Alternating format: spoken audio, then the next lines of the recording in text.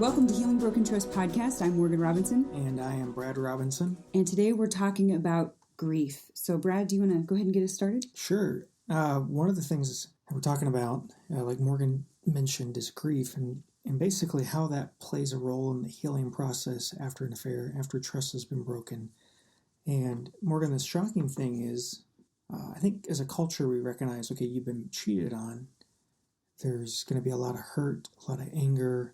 Sometimes there's even, some cultures allow people they kind of get a little benefit of the doubt if there's kind of a crime of passion, like you find out your spouse has cheated on you, and if you go crazy, or insane, you get, you may have a be less pardoned or yeah. But the reality is that both people are really grieving. Both people are, I would argue, really grieving and traumatized by the affair. Obviously, that may come later for the one who's involved. Sometimes they have trust issues with their partner that they cheated on. And so they don't, the affair is discovered, they don't just come out and aren't immediately remorseful. Sometimes they are. You hope they are, but that's not always the case because they've sometimes have their own issues with the relationship that they've begun to grieve that causes them or makes them more vulnerable to seeking out an affair or participating in an affair. And so basically, we've talked a lot about PTSD in earlier episodes, and PTSD or trauma is just a fancy name for deep emotional wounds. And when we have deep emotional wounds, oftentimes we're going to go through a grief-like response, a grief process. This grief that people go through, and we're going to talk about the 5 stages of grieving. I've got some info I want to share that I think is really powerful, and so we're going to go through that.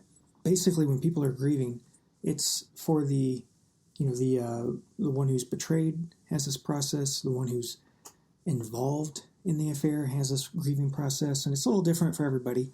And I just jotted down some notes of what I tend to see in my office. And then I'm going to dive into the research, and then I'm going to dive into defining these 5 stages of grief.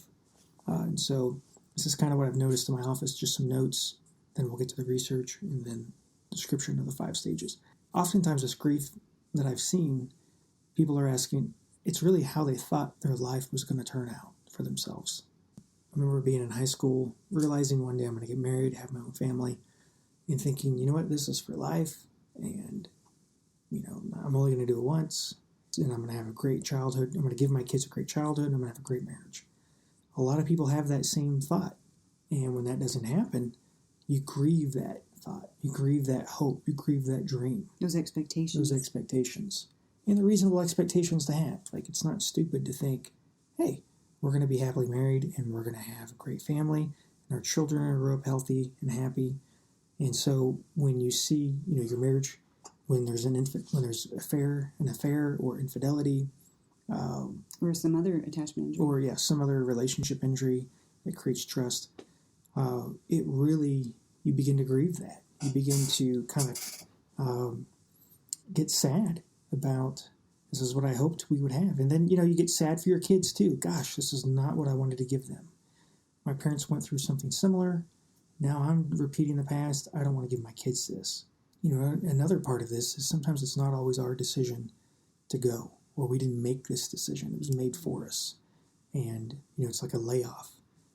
You were with this company, you're in your 50s, you're planning on retiring, it's got a few more years you got to put in, and then you get laid off. There's going to be a grieving process with that because there's these expectations that you're going to be taken care of. As long as you do your part, things are going to be okay. And unfortunately, that's not always how it works. But there's that grieving process. Right. Maybe your spouse left you. And your spouse left you. Have no choice in the matter. Absolutely. One of the things I see, and it's always hard when you lose something because that's why we grieve. Is there's trauma, a deep emotional wound. We're also grieving because there's a loss. There's a profound sense of sadness there. I'm just looking on Facebook Live. We got a comment. So you guys listening on the podcast, that's where my mind went for a second. I'm sorry to hear that. That's where someone is saying that's where they're at right now. And so there's a real grief in this. And, there's a grief around, I think any stage you are in your marriage, you're going to have this profound grief where you're going to have a grief around What could have been. What could have been. You're going to have a grief around, especially if you're young, newly married, you're going to have a grief around like, gosh, I waited to get married and then this happened to me. Or, we've been married for 30 years and we're planning on retirement and then you leave me for this other person. Those are all horrible situations to be in. And so part of grieving is you want to get a support group that can help you with it. I'm always going to favor the idea of working with professionals, but friends who've gone through similar things, who are supportive of your marriage if you're choosing to stay married. You want to work with people who are friends of the marriage if that's your goal, is to stay married. Because oftentimes when we talk to our friends or family about marital issues, they tend to, we oftentimes are only describing our spouse in the negative cycle. We're describing our mate in the negative cycle. And so if we're describing our mate, we're describing things that they hurt us with. And so sometimes if they don't understand, these things can sometimes work both ways. They don't have a, framework with that. They don't have context. They don't have context for some of these things. They tend to think you're married to a narcissist. Yeah. You ought to go ahead and leave. You'd be much happier. And so you want to work with somebody who's a friend of the marriage because, go ahead. And they often are protective of you naturally as well. Yes, so they have a bias. Yes. A family member or friend sometimes. Yeah, absolutely. And so there's this sense of grief that is there. And you're going to have that whether you've been married, whether you're engaged to this person, whether you're just dating, whether it's going to be different levels. And the more you had a life with this person, the more grief there's going to be. So if they, so that doesn't really mean like time-wise. I think that does play a factor in the grief. But, the more they were part of your daily life, if they leave, the more that you do with them. More invested that you guys were in the relationship. Yeah, absolutely. But also there's that expectation you're not going to cheat on me. People don't assume that typically in a relationship that it's going to happen. And when it does, there's a profound sense of grief. Yeah. One of the things that's, when no matter what kind of an affair happens or where at in your relationship, whether in the beginning, middle, or, when you have an older relationship, you've been married for 20, 25 years, 30 years, 40 years, 50 years, you're going to kind of always question what you thought you had, especially if it happens in the beginning of a relationship. I worked with countless couples where one partner has an affair, whether we're dating or an affair while in the first couple of years of marriage. The other person doesn't know. Oftentimes in those kinds of scenarios, when they don't know, they find out later. They assumed that you were committed to them, and then it turns out you weren't, or they weren't. Yeah. Well, it gets tricky because it's, I saved myself, you didn't. And then sometimes they have regrets about getting married. I didn't, if I had known this, I wouldn't have. And part of the, their grief is that their choice was robbed from them. Mm. And that's part of why being honest is so important, because when we're honest and we disclose information and necessary details about an affair, is we're giving that person the right to make up their mind if they want to stay or go. And so sometimes people feel really betrayed and they really regret staying married or even getting married when they feel like their choice was made for them. Mm-hmm. And so they're not fully informed about, being cheated on, and then later if they do find out, obviously they're very upset, they're very mad, and there's a real anger there and a real disgust for that person that cheated on them because their choice was taken from them. And so they have a real disgust, they have real anger. Do you feel like when their choice is taken, do you mean like, say, children, like they got pregnant and felt compelled to get married kind of thing? That choice? Is that what you mean? No, more like they feel like you didn't give me all the relevant facts. Oh, and I married you with an assumption that this and this, but then I learned this. It's like finding out you have a criminal past. Mm-hmm. You spent time in jail. I didn't know that. Yeah, and I didn't know that, and now I've hitched my wagon to yours. Yeah, we've been married for 15 years. I wouldn't have dated you. You wouldn't even have been somebody I would have dated. Mm-hmm.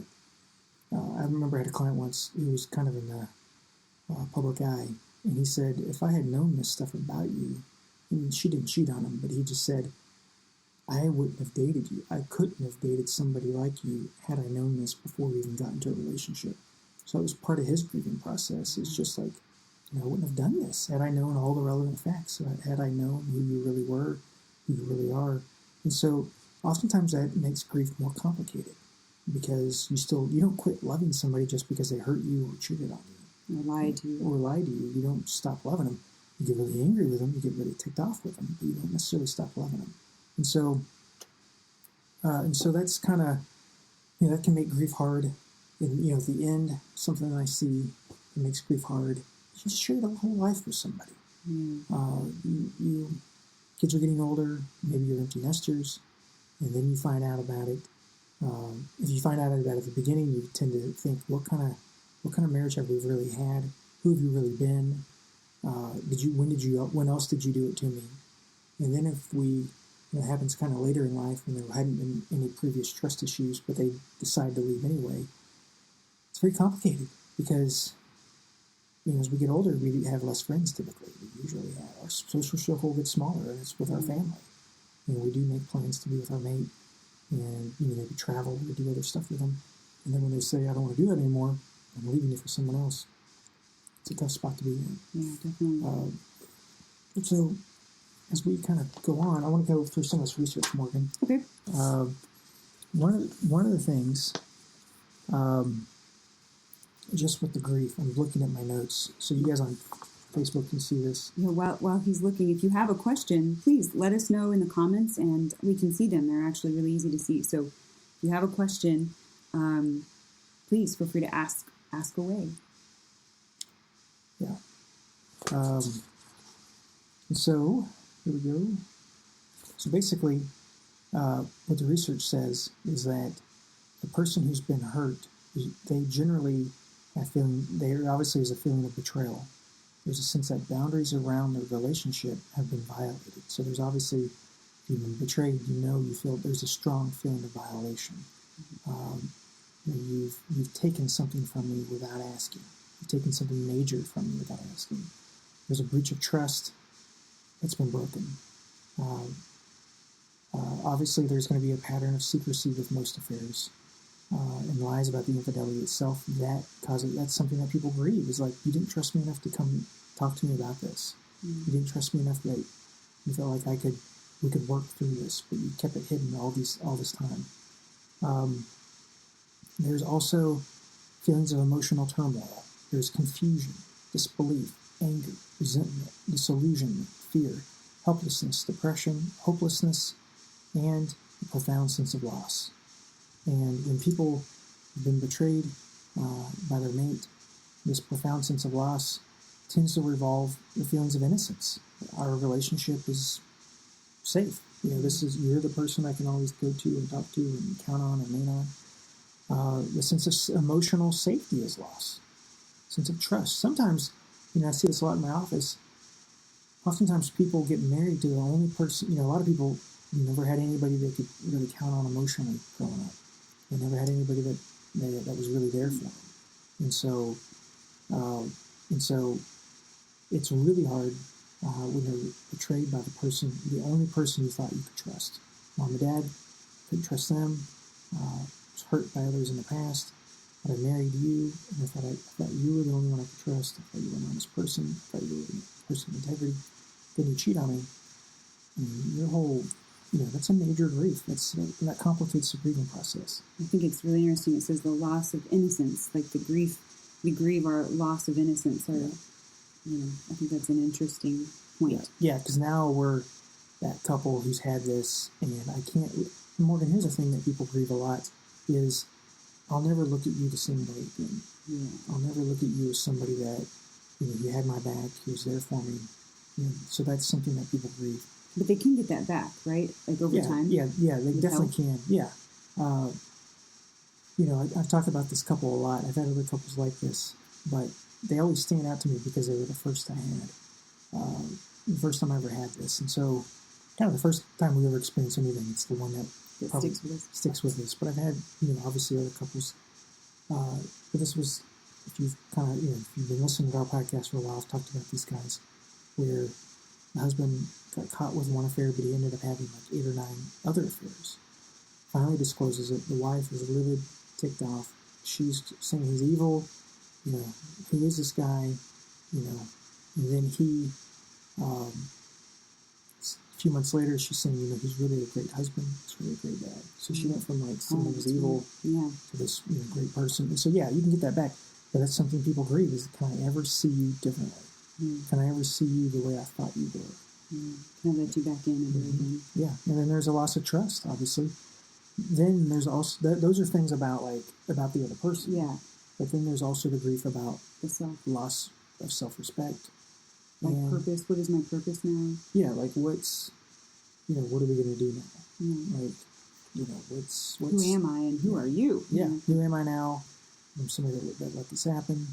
Obviously, there's a loss of self-respect. A lot of people who get betrayed feel like something must be wrong with me. That's why you did this. What did I do to deserve what did I do? this? How, you know, I must be extremely inadequate for you to think that you could do this to me and feel like you would never get caught. And so other researchers go on to say that, you know, there's obviously, you know, people are grieving the idea of what the relationship was and what it represented. I think we've kind of already covered that. You know, there's a sense of loss about who are you? You know, there's a feeling of, I'll read directly from the research article. It says there's a sense of loss around the experience as though one doesn't have the foggiest idea of who they are married to, of who their mate is. And so there's this who are you feeling. And that's part of trauma, is this shattered assumptions. It's who are you? Can I ever trust who you are? Can I ever get to know who you are? And so that's an extreme thing. It's like finding out that you're like thinking of somebody that you respect, like Robin Williams. You know, growing up in the 80s. You know, I got a birthday coming up, and so parents divorced, and Mrs. Doubtfire was a movie that I probably watched all the time. And that movie was all about, you know, a divorced family and a dad's attempts to be a part of that family again. And he goes to some really extreme measures. And it's in a lot of ways, it's a very mature movie for kids because of the subject matter. And so Robin Williams was a genie in the lab, Mrs. Doubtfire. Even remember seeing like Dead Poet Society as a kid. That's, you know, and then like Good Morning Vietnam. Probably shouldn't have been watching that one. Other movies that he did, like Patch Adams. He did other movies, Toys. But then to find out the guy died, and especially the way he passed, you know, it was very tragic, and he had some health issues. I don't know if I've ever come around to that yet. To feel better about it? Well, you know, I haven't like addressed it. Like, you know, it's not like, it's very easy to compartmentalize. And it's like, oh, it's a celebrity. It's the first time a celebrity passing has ever really impacted me. Well, I didn't realize that he really had a huge impact in that way, because that was a big time in her life. Wow. You know, and that was a definitely an impactful movie. Yeah, it was a good movie. Yeah. It was a funny movie, but you know, it can't throw me off now. Sorry, it's okay. And so, you know, part of this is the grief. Well, it's easy to like, okay, it's a celebrity. Sure. You know, I remember when it happened on a Monday when I found out, and I was, this is embarrassing. No, it's okay. But I was still upset by Wednesday. Found out Monday. I'm so upset by it by Wednesday, and I'm embarrassed. And I'm even sad that he passed away, because it's like Robin Williams was somebody I could always, you know, it wasn't a vital part of my life, but he was somebody that was, you know, funny and almost like a friend. Well, you know, not even say that, but just like he was the guy that, you know, lifted America up, and then he passes away, and it and so there's this kind of who are you really? You know, when you have this grief process. And so for me, it's like, I guess Robin was really funny, but who was he really? And, you know, as information's come out, turns out he had Parkinson's disease, and he had, you know, really impacted him in a significant way. But that's what we go through when we are grieving, is who are you? Who is this person? And, you know, who am I committed to? The one who's been injured, may have serious doubts about their own sense of self. They may feel like, gosh, I no longer know who I am. You did this to me. Who am I now? You betrayed me in this way. And then all these losses can accumulate to a point where there's a loss regarding the future, feeling completely uncertain about the future, insecure about the future, and where the future can become really frightening. And those are definitely, that's a traumatic response to grief that people go through. But for the one who had the affair, there's also, and I would say this is extremely true, the research is showing this, I would say this is very true, when I work with couples, unless they're still in love with the affair partner, and I need to be careful to say that, because sometimes people think, like, you're not having the reaction I want you to have, so you must still be involved in the affair. A lot of people who have an affair, they just aren't in touch with their emotions, and so they don't always grieve the same ways that we think they should. We knew a guy,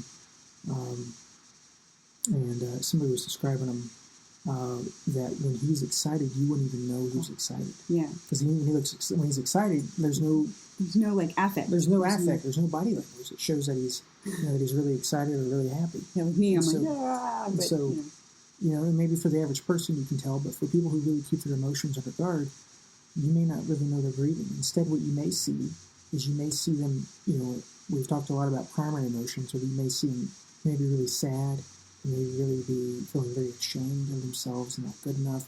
But what often happens is they feel, what you're going to see is oftentimes anger. And that's definitely part of the grieving process that we'll get into. They may have anger, they may have, just withdrawn, shut down, avoidance. You just sort of disappear. Yeah, frustrated a lot, real short, snippy, that kind of thing. And so we have a question from Facebook. We'll get into that in a moment. Yes. Okay. And so, but for the one who was involved, that's the thing I was going to say is I see a lot of these guys and girls, when they have an affair, they're also in a tremendous amount of pain too. It's, how could I do this to you? How could I hurt you in this way? It's like being the cause of an accident where, a close loved one dies. There's tons of self-hatred, tons of self-blame. And the irony is if you can share that self-hatred, self-blame, that feeling of stupidity and embarrassment, your own grief about how you did this to your mate, how you betrayed your mate, if you can share it with the one you betrayed, it actually helps them heal as well. Mm-hmm. You're grieving together. I did this to you, I'm sorry, I can't believe I did it, what was I thinking? And often what we try to do is we try to bury that, and minimize it, and downplay it. The more we can let our mate that we hurt into our own grieving process, the more they're allowed to grieve, and the more they trust us. Because now we're no longer the betrayer. Mm-hmm. Now we're somebody who's helping them heal. Now we're being a healing resource for them. Mm-hmm. And so... And I can imagine that's really, really hard to do, because, it's the opposite of what we think we want to do. Well, you think when you... I'll just make it go away. Well, yeah, people think that, but it didn't work. Because this is we're talking about major trauma. Mm. And so, oftentimes the one who has the affair feels like they should, sometimes they feel like, it's very often they feel like they don't have a right to talk about their feelings. It's all about you. I did this to you.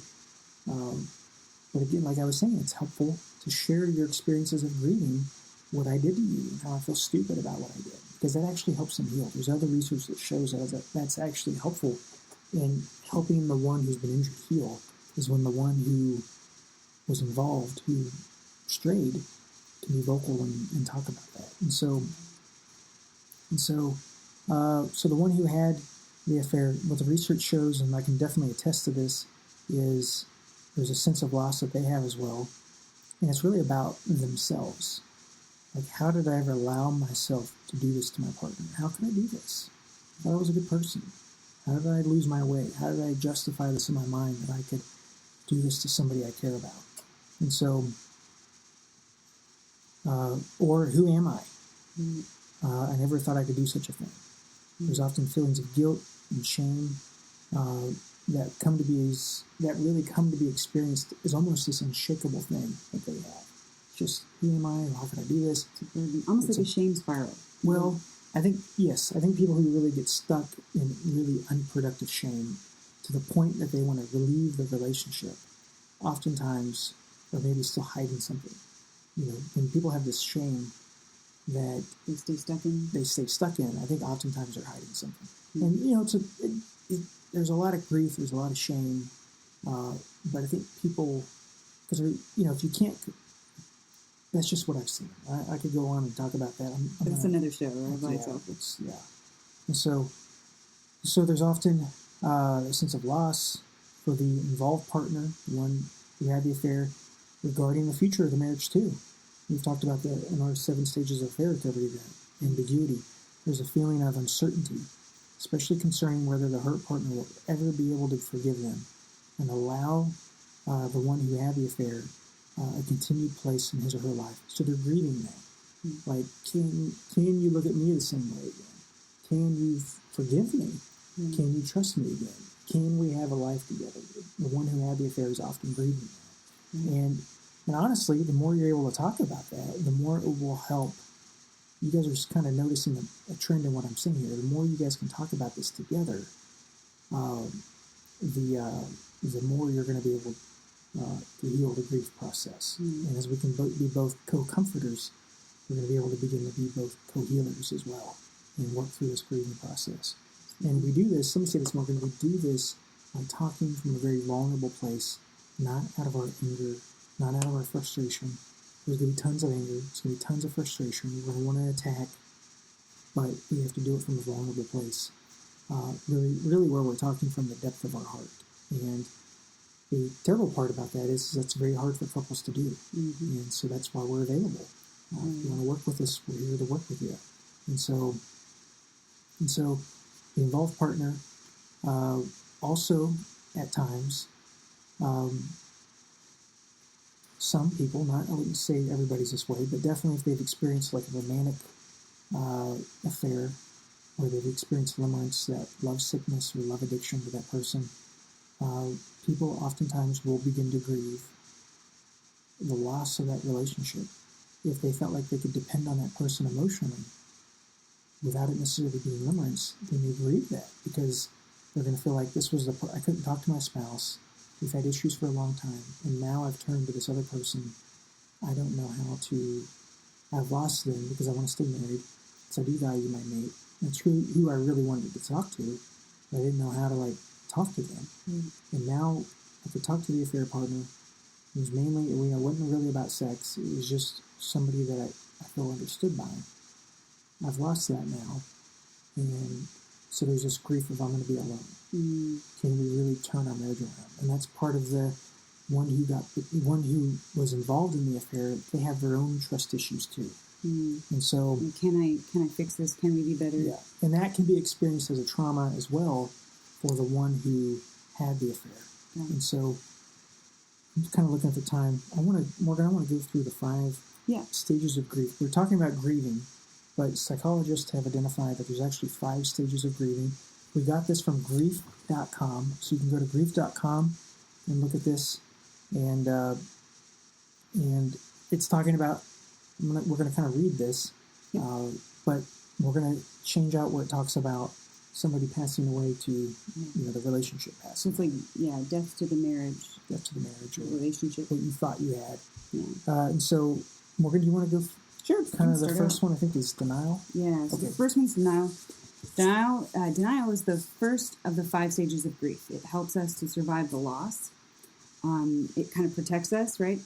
In this stage, the world becomes meaningless and overwhelming. Life makes no sense.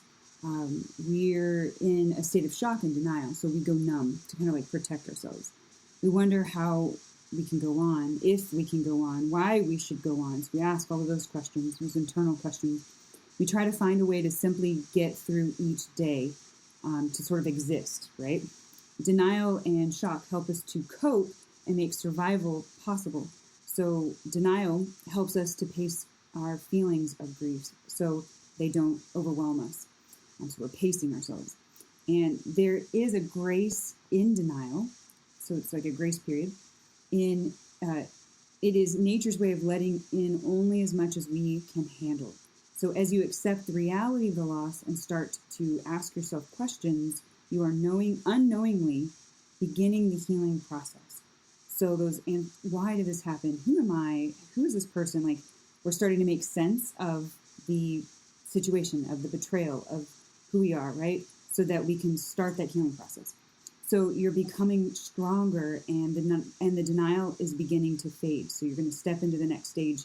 But as you proceed, all the feelings you were denying, they begin to resurface. They begin to surface, which is normal because you can't suppress those feelings forever. Yeah. And so, you're just kind of keeping a lid on it. Right. And I like that description of how denial is nature's way of allowing us to only experience what we can at that moment. Right. And because it's so overwhelming. It can be so overwhelming to the senses. We're shocked. We're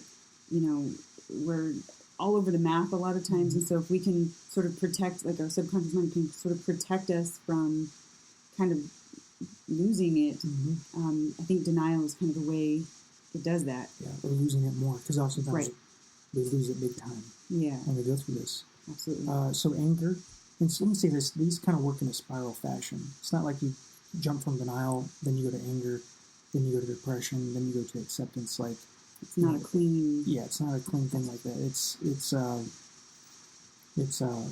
kind of a spiral. You'll go from denial to anger, maybe back to denial, to anger, to bargaining, to depression, to acceptance. You just kind of go round and round. And so the next stage in this is anger. Anger is a necessary stage of the healing process. That's good news because there's usually a lot of anger after we've been betrayed. And so if there's a lot of anger, realize it's actually necessary that we get through this, that we experience that anger, because that's part of the healing. And so anger is a necessary stage of the healing process. Be willing to feel your anger, even though it may seem endless. I think it's an important point because oftentimes people feel like it's wrong to be angry. Even about this, I shouldn't be angry. It's a negative emotion. Yeah, it's a negative emotion. Like, a lot of people have never really experienced anger. Others in the past, it's okay to be angry about this. It's okay to let yourself feel the anger. The more you truly feel the anger, the more it begins to dissipate, and the more you will heal. So the more that you try to suppress your anger, the less you're actually holding yourself back from healing. So people have to feel their anger. And one of the things I'll do in the office, Morgan, is there's two types of anger. There's a primary anger, which is about being violated. And then there is a secondary anger, which is more about punishing a person. And I'll help people oftentimes try to help them express that primary anger because it has to be expressed for people to really heal. There are many other emotions under the anger, and you're going to get to them in time. But anger is the emotion we are most used. That's the anger that we're used to managing the most. Right. The truth is that anger really has no limits. It can extend not only to friends, your therapist, your family, yourself, your loved one who committed the affair, but also to God. You may ask, where's God in this? Underneath anger is pain, and that's your pain. It is natural to feel deserted and abandoned, but we live in a society that fears anger. Anger is actually a strength, and it can be an anchor, giving temporary structure to the nothingness of loss. I think I like how they said that, because when we're angry, it causes us to take action. There's only certain things that I've done because I got really angry, and things that maybe put off. It causes us to do something. And when we express anger, it helps us to really grow. Absolutely. And so, at first, grief feels like being lost at sea, no connection to anything. Then you get angry at someone, maybe a person who knows about your situation, but who's not being supportive, who's not being around to help you in times of needs. Maybe a person who's different, who's different now that they know about what's happened in your marriage. Suddenly you have a structure, you can turn your anger towards them. The anger becomes a bridge over the open sea, a connection from you to them is something to hold on to, and a connection made from the strength of anger feels better than nothing. We usually know more about suppressing anger than feeling it. The anger is just another indication of the intensity of your love. So the more angry we are, that's an important point. The more angry we are, the deeper the love has been. Yeah. Sometimes people, I've worked with some where people get betrayed. There's really no anger about it. Right. It's like, you know what?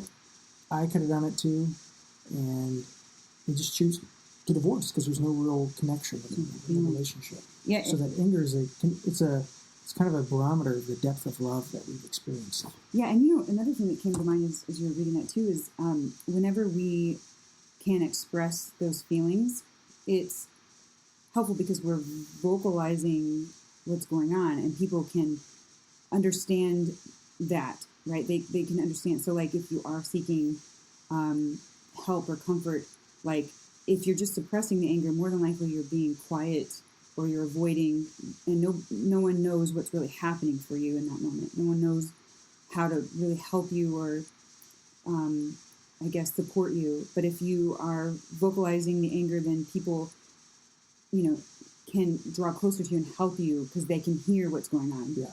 And here's the thing. Experiencing anger, expressing anger is not about verbal abuse, emotional abuse, destroying your mate. If you're planning on staying with them, you don't want to express, emotional. It's so easy to do that. You don't want to abuse them. That's a good way to get stuck in the negative cycle. But there is ways to let yourself experience anger in safe ways. There's ways to do that. Right. But you have to do it in safe ways. Absolutely. Because if you direct it towards your mate and you're abusing them emotionally, but then you're also expecting them to be there for you, that ain't going to happen. Right. You can't unleash your anger on them and then expect them to be there for you emotionally. It just doesn't happen. Absolutely. So then we have bargaining.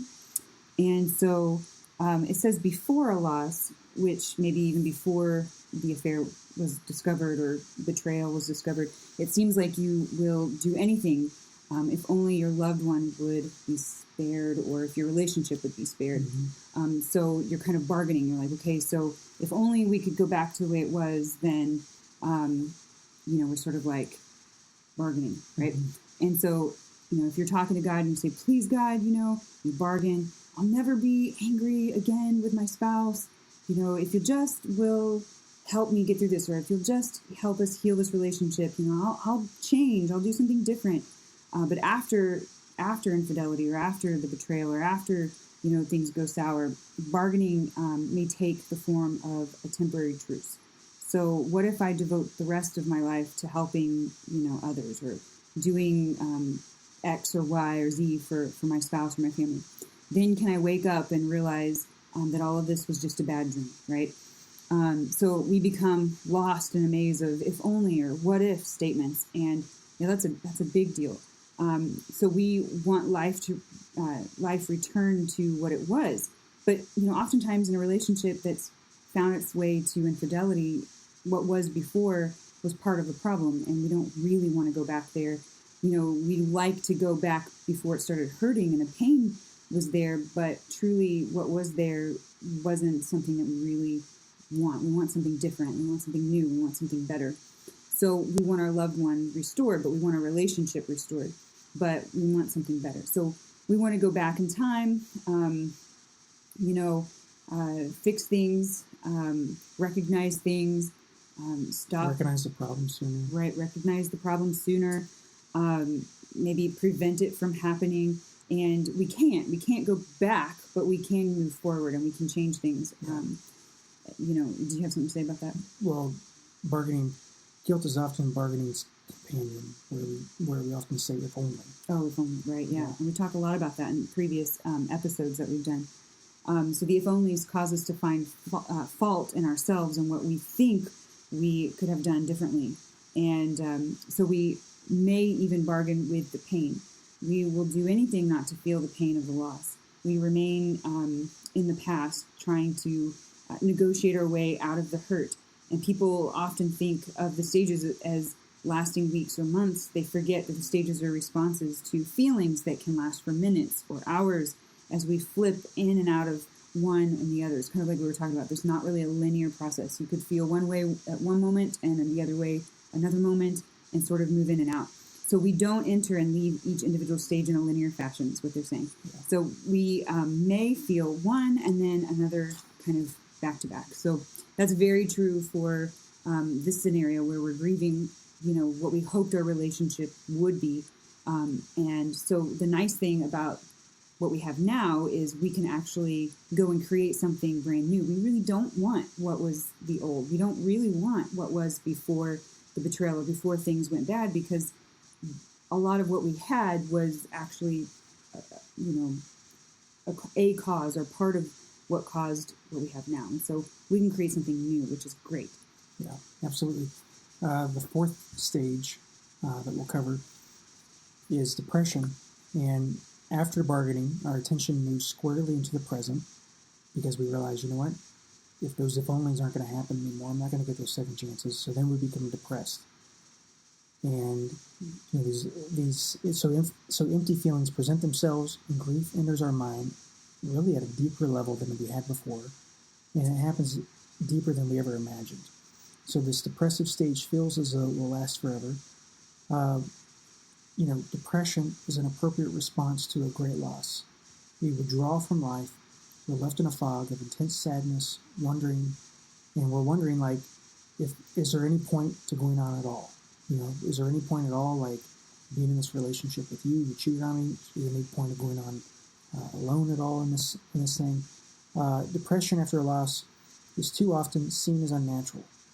We feel like it's a state to be fixed, something to snap out of. The first question to ask yourself is whether or not the situation you're in is actually depressing.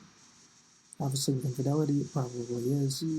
The loss of when somebody passes away, that's obviously a very depressing situation. And depression is a normal and appropriate response.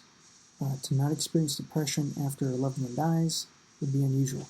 I would say the same with infidelity. It's, to not experience depression after a loved one has an affair or after we have an affair would be a very unusual response.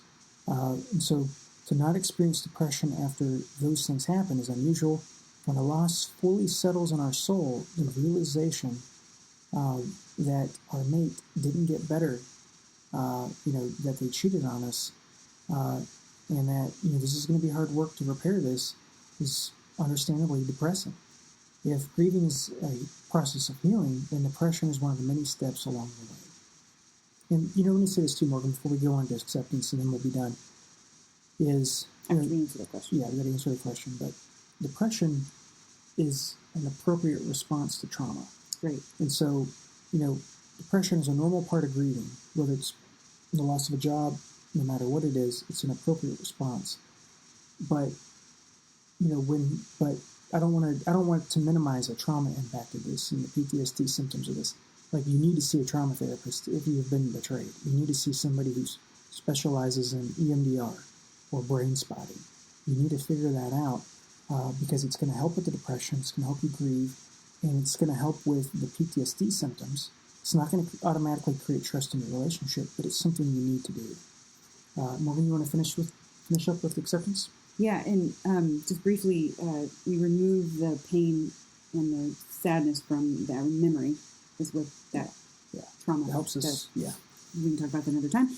Now, so we talk about the fifth stage, acceptance. Acceptance is often confused with the notion of being all right or okay with what happened, right? So this is not the case. Many people or most people don't ever feel okay or all right about the loss of their relationship, right? This stage is about accepting the reality that our relationship is gone, that the relationship has changed. It is no longer what it used to be. We're in marriage 2.0 now. Yeah, marriage 2.0, absolutely. And recognizing that this new reality is the permanent reality, which honestly I think is much better. If you do it right, you're gonna be so much happier and so much better, because it's going to be marriage 2.0 is way better than marriage 1.0. So we'll never like that we went through this, and we'll never be like okay that it happened, but we're going to be much better off and much happier. So we learn to sort of not just live with it, but accept that it happened, and then we're able to kind of move forward. So it's the new norm that we're moving into that we need to live with, and so we must try to live now in a world where our loved one is different. Our relationship is different. And I think we can, because it'll be much better, especially if you get the right help. And so you don't want to resist the process. I think resisting the process of taking it from marriage 1.0 to 2.0 is where the difficulty comes in. Like it's like birthing a new relationship. And And sometimes it's hard. And because like of the depression and because of the bargaining, all of these things that you go through, the stages of recovery, it's it's painful. It's painful. And so this new norm is something to get used to, but it definitely is worth it. And so, you see, in time, through bits and pieces of acceptance and going through the process of kind of birthing Marriage 2.0, we see that we cannot maintain the past. Like we cannot do what we did in the past. The old negative cycle, That's the right. old rules of the marriage. Right, and how we did it. Albert Einstein says the same thinking that got us in trouble is not the thinking that will get us out of trouble. Like we have to change. The way we saw it beforehand that got us into trouble is not going to be the same level of perception or thinking that's going to get us out of trouble. So I guess the difference between like death of a loved one, where they are literally gone, versus like the death of the relationship is that there's much more joy in this new relationship. As you heal and move forward, like you can keep the relationship intact in a new sort of way that, if they've passed or something like that, you can't do. Morgan, I want to say this. Mm-hmm. Part of acceptance is, we're making a new connection with our mate. We're making a new meaningful relationship. We're becoming really interdependent. Yes. Not independent of each other, but interdependent. And instead of denying our feelings, we listen to our needs and our mate's needs. Right. We're growing, we're changing, we're evolving. Really what we're doing is we're beginning the post-traumatic growth process that we talked about. And but to get to post-traumatic growth, you've got to go through this grieving process. Right. And so those new hopes, it's a new hope in the relationship. So if you think of hope as expectations, you had these old expectations that are not going to be fulfilled for some reason, for whatever reason. Now you have this opportunity to create new expectations and new hopes for the relationship, and it takes some time. It takes effort, obviously, but at least you have this opportunity, and it kind of leads me to the question. So we'll get to the question, but that's kind of it on the grief. Yeah. And so those are kind of my experiences, research, and then what grief experts say from grief.com, what they have to say about the 5 stages of grief. Yeah. Morgan, this question is how do you know when it's time to move on after several of these transgressions? I think that's different for everybody. Mm-hmm. I think that's a very individualistic decision. It's not fair for me to say you need to stick it out. But I think it's something that you really have to do some soul searching on. And I think definitely going after therapy. Yeah. Because there's a lot of factors in that. I think people tend to be happier when they're together, but you got to get help, and you've got to really, try. I don't know your situation. I'm speaking very generally, and so, but I think. And something that's really you just said that you've got to try, and maybe their partner doesn't know how. Like that's the thing is. We think, well, they're just not trying. Well, they just don't care. But really, they may not have the resources or the skills or the know-how to do that. And so we may have this impression or this, belief about them or what they're doing or not doing. But unless you both get the help for the relationship for yourself, how do we know if they're trying, if they don't know how to try? Yeah. And honestly, that's above my pay grade to tell somebody that to leave a relationship. Mm-hmm.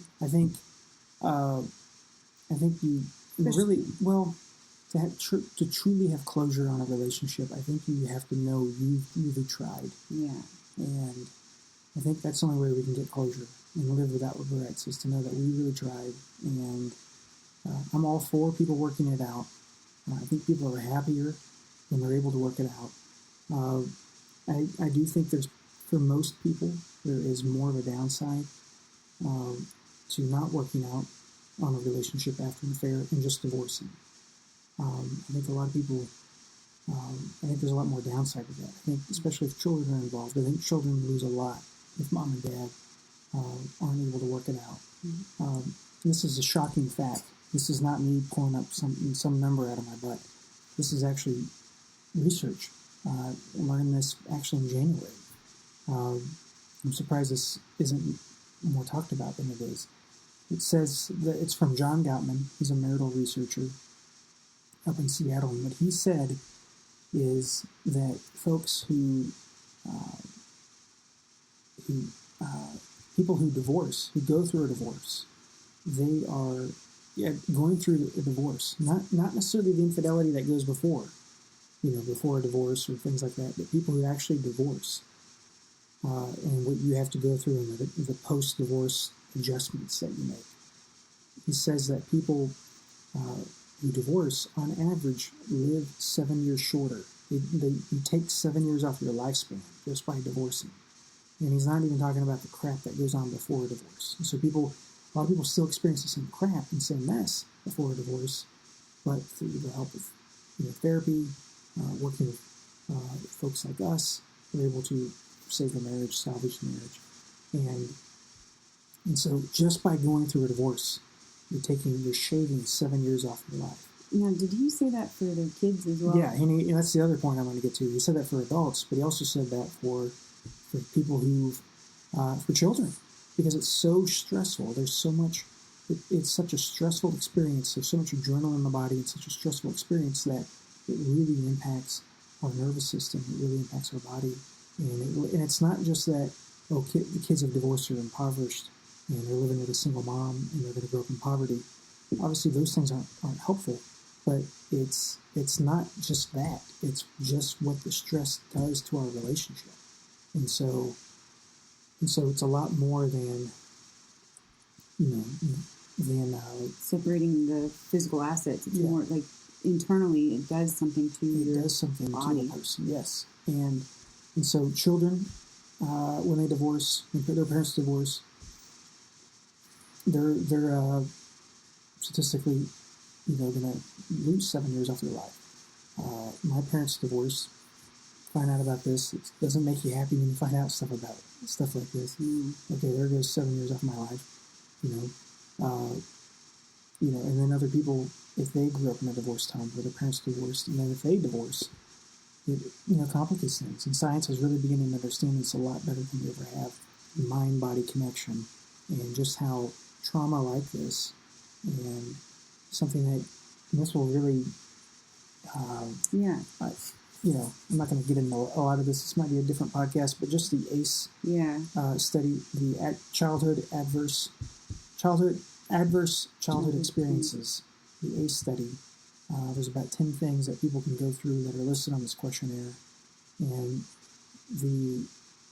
about 14% of the population has none of these.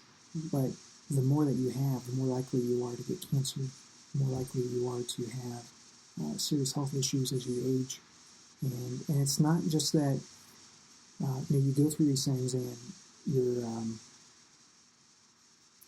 something that you go through these things and that you learn bad eating habits. It's just what the stress does to your body when you experience trauma and what you go through, and so it shortens your life. So it's like, the trauma of the infidelity, the trauma of betrayal, the trauma, whatever the trauma is to the relationship that causes you to contemplate divorce.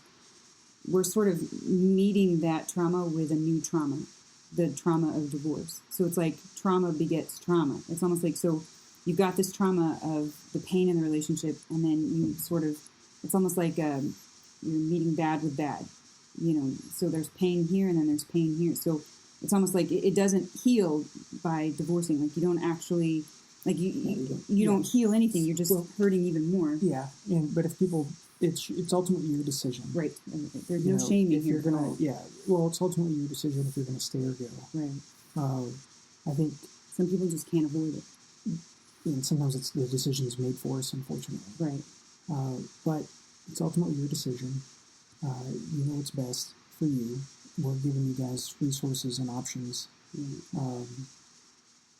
to work it out. I think you can. I think you'll be happier if you do than if you do divorce. Research shows that people are just as miserable as they were 5 years later after a divorce. Yeah, and they also say, 6 months kind of leading up to the divorce is painful, and it's really hard to be productive and healthy. Mm-hmm. And then it's like a year after the divorce where it's like you're still trying to recover and figure out how to do life again. So it's like, I think the average was 2 years a divorce takes. Let me just say this, and then we'll be done. I had occasionally, you know, because of infidelity, people fight more. They get in the negative cycles more. Sometimes children find out. Sometimes children, get hurt because they see mom and dad fighting. Maybe they're not doing as well socially and academically. Maybe they're just different. And so part of what happens is sometimes when we see our kid hurting after we've been trying to work it out, we kind of think, well, maybe we need a divorce. But the problem, in my experience with my parents' divorce, was with other kids is, it's yes, what mom and dad are doing now, they're not getting along well, is not going well. But if we're choosing to divorce because we think the kids are going to be better off for it, we have to realize that where a lot of people get messed up is in the post-divorce life. Kids typically go with mom. Mom's now a single mom who's not making as much money. Maybe the kids are poor. Something like 70% of dads after a divorce no longer have any contact with their kids, which is shocking. That's another number from the research from Gottman. And so, like 70% of kids after divorce no longer have their dad in their lives. And not just a weekend dad, it's like they don't see their dad at all. Like dad bills. And so that's where, divorce becomes, really, so it's like, oh, we're fighting in front of our kids, they're unhappy, they're seeing their school performances dropping, all these other things that happen socially to kids. But there's a whole load of crap that happens after divorce. And the people who, and I'm speaking just from my experience, the people in my office who grew up in divorce know that. And they're like, no. But the people who have their parents intact are the ones who are more like, oh, maybe we need a divorce. The people who grew up in a divorced home are like, heck no, we're not even going to approach this with a 10-foot pole because there's just so much on the other side of that. And so it just opens a can of worms. When my parents divorced, it was like being a refugee. Your dad's no longer in the picture. When he was, it was on the weekends. It was Disneyland dad. It was didn't pay child support. Mom had to work late just to make ends meet. Me and my brother were the last kids picked up from daycare. And it's just because she had to work. And so there's a lot of things that can happen. Kids are left alone. There's just so much more that happens that we don't have time to get into. Yeah. There's a lot to consider. And right. So it's not I'm not going to tell anybody to divorce. I'm going to encourage everybody to try to work it out because I believe there's a way to do it. I think anybody can turn it around. And I know just how deadly the other side is. Right. So it's actually easier to work it out than it is to divorce. Yes, absolutely. And a lot less painful to work it out and to go through the healing process. Yeah, and I think there are certain circumstances, I don't know what they are, and this is, Morgan, I've never wanted to answer this question in the podcast, and I'm talking about it, and I've never wanted to answer it in the podcast because so many people, if I make an exception, because so many of you guys trust me and listen to me and have listened to us for a long time now. If I ever make any sort of exception, like you can divorce for this, people always think that's them. And so it's like, so I don't like answering this question because people always think it's that we're making some exception. Like, and then I fit into that. Like, I've been traumatized. I'm grieving. I'm hurting. This is something I can never come back from. You'd be shocked at what you can do. Yeah. So we'll see you guys next time. Thank you for joining us. Yep, for this very serious episode. Have a great night, guys. Bye-bye. Thank you for listening to this episode of Healing Broken Trust podcast. Are you ready to take the next step? Go to healingbrokentrust.com and schedule your one-on-one coaching call today. That's healingbrokentrust.com.